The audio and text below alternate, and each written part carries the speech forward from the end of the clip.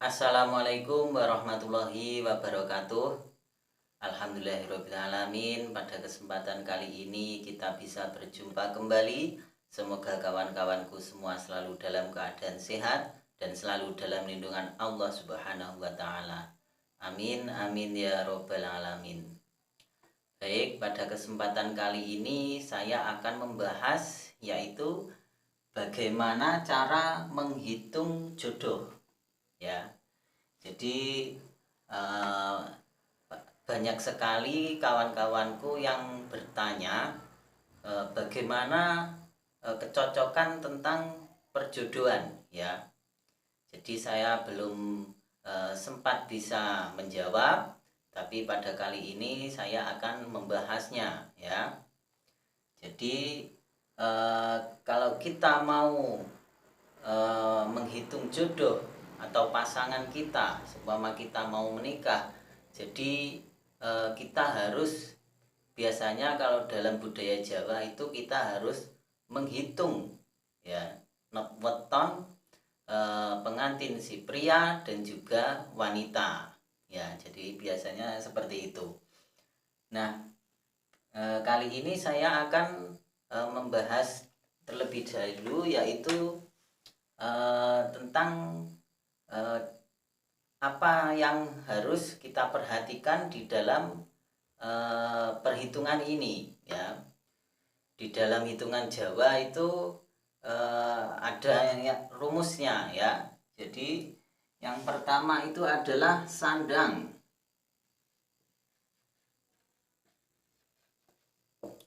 ya. Yang kedua itu adalah pangan. Yang ketiga adalah gedong. Yang keempat adalah loro. Dan yang kelima pati.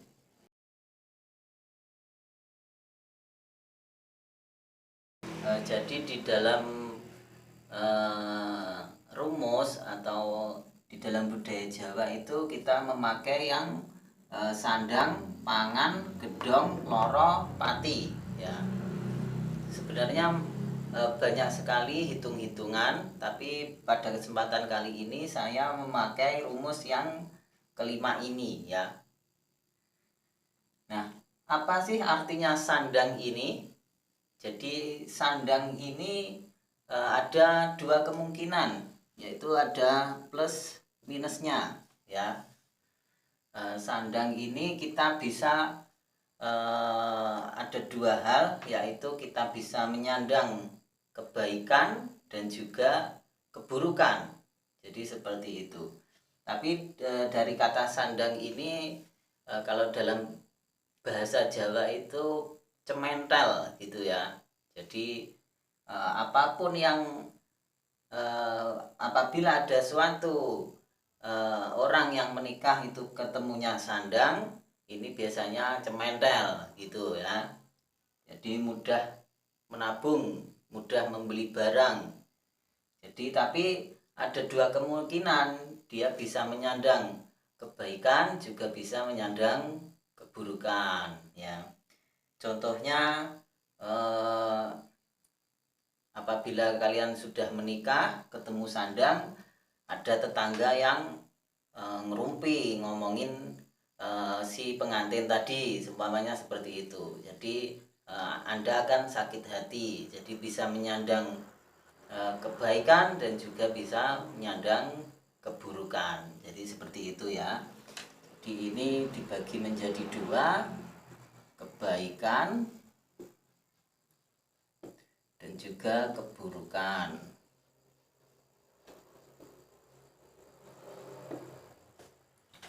Nah, yang selanjutnya yaitu pangan. Artinya pangan ini adalah makanan, ya. Jadi apabila Anda berjodoh dan ketemunya pangan, maka Anda akan mudah untuk mencari rezeki. Jadi Anda tidak akan kekurangan, ya, tentang pangan. Yang selanjutnya itu gedong. Gedong ini artinya bisa seperti rumah, bangunan seperti itu ya. Jadi kalau Anda yang menikah lalu ketemu gedong, maka keluarga Anda itu akan kokoh seperti gedung seperti itu ya. Jadi ada juga yang mengartikan Anda akan mapan ya. Jadi kalau Anda menikah nanti akan mapan. Jadi seperti itu, tidak bingung untuk membuat rumah ataupun membuat suatu tempat tinggal ya. Jadi Anda tidak akan kesusahan. Nah, yang selanjutnya yaitu loro. Loro ini artinya sakit ya. Sakit ini jadi kalau Anda menikah lalu ketemunya kok loro ya, maka ini biasanya berat ya. Jadi Anda bisa sakit fisiknya, Anda bisa juga sakit hati ya apabila Anda menikah ya. Umpama kok Anda menikah lalu ketemunya loro. Nah, ini bisa Anda yang sakit juga keluarga terdekat ya. Jadi kalau ketemu loro seperti itu. Lalu yang kelima yaitu pati. Ini yang sangat berbahaya ya. Artinya sebenarnya ini ada dua kemungkinan ya. Yaitu pati ini bisa mati orangnya ya. Anda bisa bisa meninggal, juga kerabat Anda yang bisa meninggal. Jadi keluarga masih dalam koridor keluarga ya. Jadi mati ini bisa orangnya. Nah, yang kedua ini adalah Anda bisa mati rezekinya. Jadi ada dua kemungkinan. Kalau tidak mati orangnya, jadi bisa saja mati rezeki Anda ya. Jadi yang kedua ini adalah rezeki. Nah, jadi kalau Anda berjodoh lalu kok ketemunya mati, ini bisa dua hal kemungkinan ini. Bisa Anda mati orangnya ataupun keluarga terdekat atau si pengantin itu sendiri, lalu bisa juga yang mati itu rezekinya ya. Baik, jadi ini adalah penjelasan tentang rumus ya. Jadi kalau kita mau menikah, jadi kita hitung-hitungan dulu ya. Nah, lalu bagaimana cara menghitung kedua weton ini?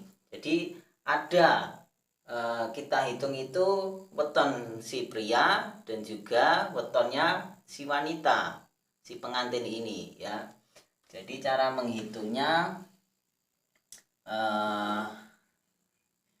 yaitu kita hitung weton si pria,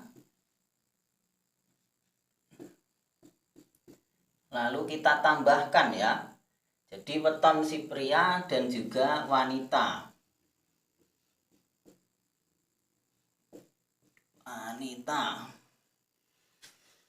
Jadi kita jumlahkan kedua weton pengantin ya. Nah, lalu setelah kita mengetahui weton si pria dan juga wanita, lalu kita bagi 5. Bagi 5 itu ini ya. Jadi si pria dan wanita ini kita bagi 5. Nah, seumpamanya weton si pria ini Minggu Kliwon ya. Minggu Kliwon. Lalu pengantin wanitanya itu adalah Selasa Pon. Di jumlah Selasa Pon. Nah, jadi Minggu itu 5 dan Kliwon 8. lalu Selasa itu 3, Neptupon itu 7. Jadi kalau dijumlah itu akan ketemu yaitu 13 ditambah 10 menjadi 23. Nah, ini setelah kita jumlahkan kedua weton pengantin ini, lalu ini jumlahnya, lalu kita bagi 5 ini ya. Lalu ketemu sisanya yaitu 3. Jadi seperti ini ya.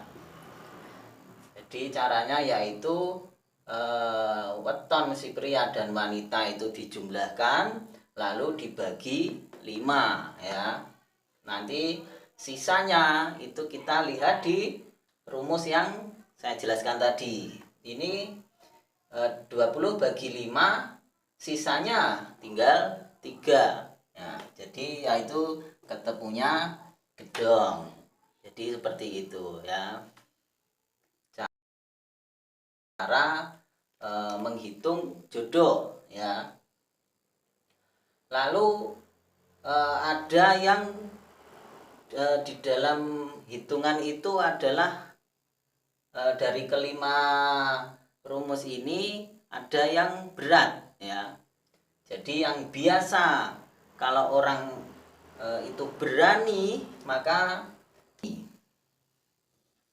antara ketiga ini yaitu sandang, pangan, dan juga gedong. Nah, dan yang paling berat itu adalah yang kedua ini. Kenapa kok seperti itu? Karena ini artinya sudah baik begitu ya. Kalau sandang ini tidak apa-apa lah, yang penting dia masih ada 2 kemungkinan, yaitu bisa menyandang kebaikan dan juga keburukan. Kita tinggal kita positive thinking saja ya. Yang penting semoga kita akan menyandang kebaikan ya. Lalu yang berat itu adalah yang ketemu loro dan pati ini ya. Kalau Anda menikah mungkin bisa Anda sakit, setelah menikah Anda bisa sakit fisiknya, bisa sakit hatinya, ataupun keluarga terdekat kita ya. Jadi itu. Dan yang kedua yaitu pati ini ya. Kita setelah menikah itu bisa kemungkinan yang mati itu orangnya ataupun pengantinnya, bisa juga dari keluarga kita. Nah, setelah itu ada yang namanya, kalau dalam bahasa Jawa itu ngalor ngulon ya. Itu yang juga tidak boleh ya. Kalau katanya orang tua itu adalah marani nogo dino ya. Jadi kalau ngalor ngulon itu ngalor ngulon. Nah, kenapa kok biasanya orang tidak mau kalau ngalor ngulon itu? Katanya itu adalah marani nogo dino ya.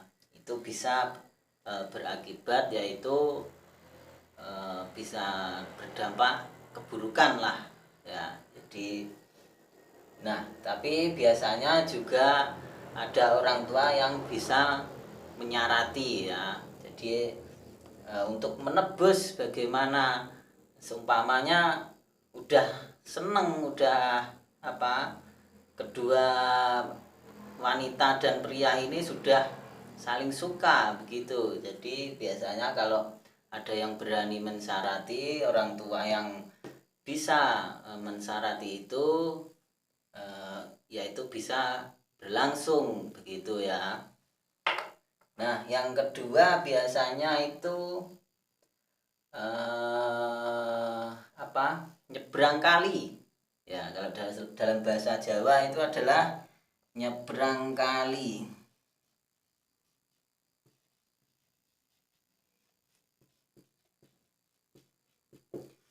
Nah, seumpamanya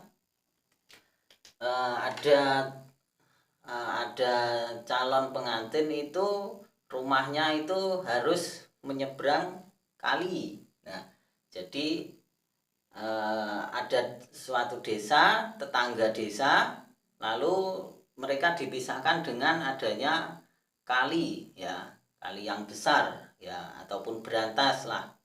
Nah, jadi biasanya kalau nyebrang kali ini juga agak-agak buruk. Nah, tapi biasanya juga ada orang tua yang bisa mensyarati. Jadi seperti itu.